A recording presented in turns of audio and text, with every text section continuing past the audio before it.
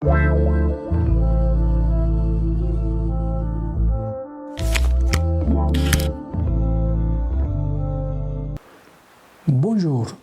Chaque 11 septembre, la Sainte Vierge est célébrée sur l'invocation de Notre-Dame de Coromoto, patronne de Venezuela.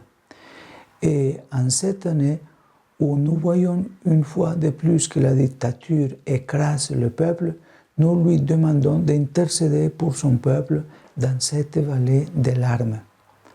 La dévotion à la Sainte Vierge est profondément enracinée chez tous les peuples latino-américains.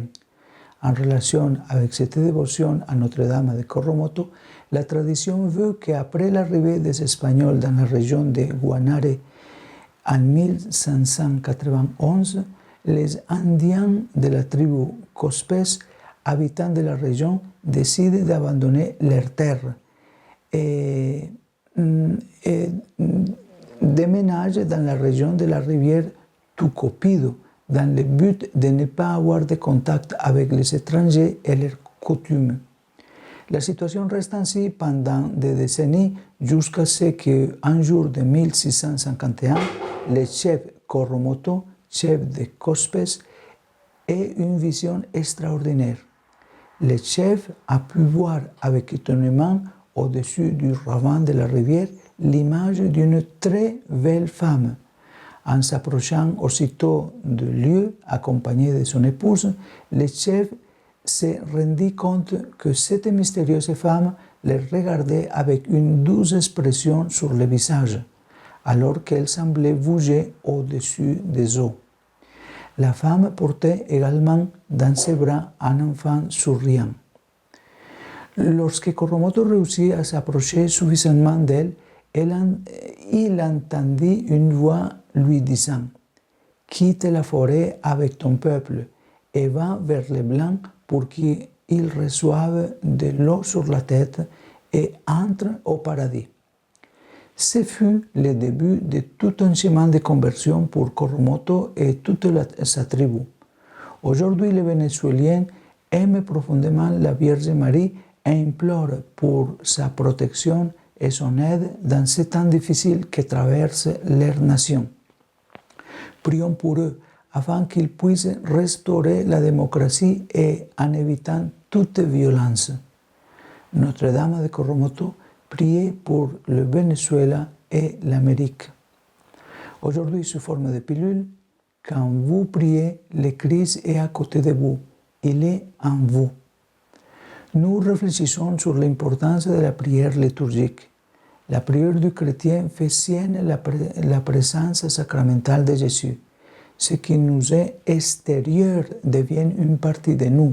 La liturgie exprime même à travers le geste naturel de manger.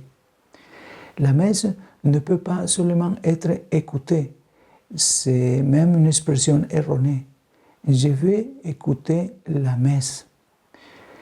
La messe ne peut pas être seulement écoutée comme si nous n'étions que des spectateurs de quelque chose qui glisse sur nous sans nous faire participer. La messe est toujours célébrée et pas seulement par les prêtres qui la président, mais par tous les chrétiens qui la vivent. Et le centre est le Christ.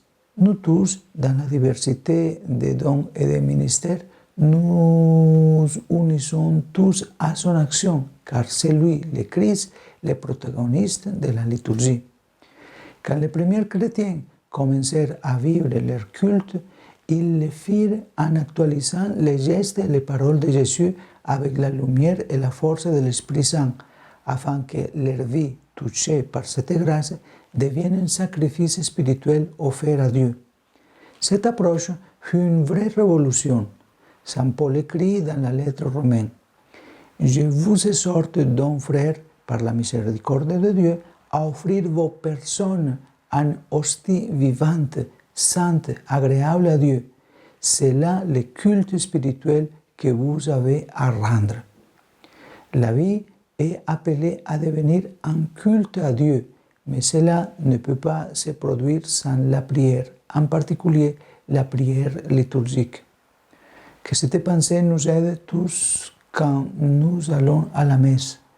je vais prier en communauté, je vais prier avec le Christ qui est présent. Quand nous allons à la célébration d'un baptême, par exemple, c'est le Christ présent là qui baptise.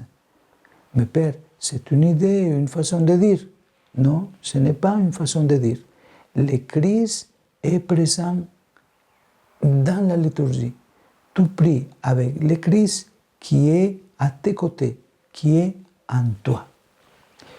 Que Dieu Tout-Puissant nous bénisse, au nom du Père et du Fils et du Saint-Esprit. Amen. Et n'oubliez pas de donner un like à cette pilule, de la partager. C'est une façon d'appuyer cet apostolat et de nous aider à aller de l'avant. Bonne journée.